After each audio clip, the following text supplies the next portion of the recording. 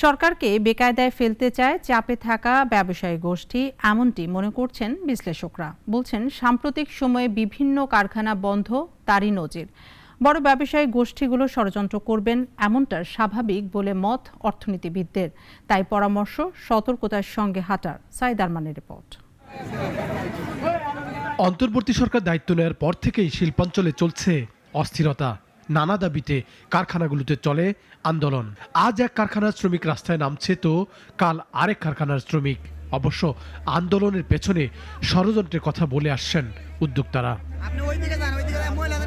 বিগত সরকারের উপদেষ্টা সালমান এফ রহমানের বেশ কিছু কারখানায় তালা পড়েছে। সরকার অবশ্য বলছে বেক্সিমকো থেকে সহযোগিতা না পেয়ে লে অফ করতে হয়েছে।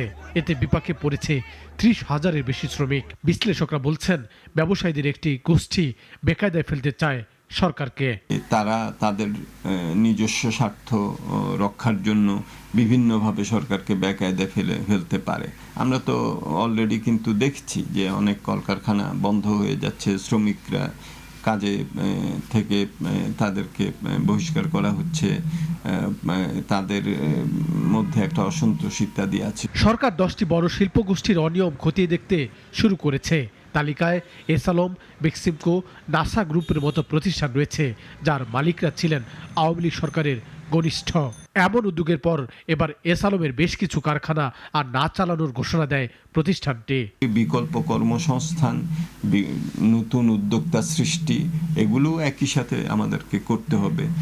অ্যাট দ্য সেম টাইম টাকা ফেরত আনা বা যেসব ঋণ খেলাপি হয়েছে সেগুলোকে বিভিন্ন আইনি প্রক্রিয়ার মধ্যে এগুলোকে রিজলভ করা। আমার মনে হয় যে দুই দিকেই আমাদেরকে পদক্ষেপ নিতে হবে। চট্টগ্রামের এসালম গ্রুপ সরকারকে সম্পদ ও বিনিয়োগ বিরোধ নিষ্পত্তিতে 6 মাস সময় দিয়েছে, হুমকি দিয়েছে অন্যথায় আন্তর্জাতিক সালিসিতে যাওয়ার।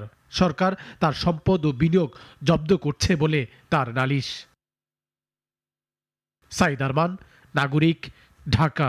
Double million offer Walton fridge কিনে পেতে পারেন 20 লক্ষ টাকা। রয়েছে কোটি কোটি টাকার নিশ্চিত উপহার।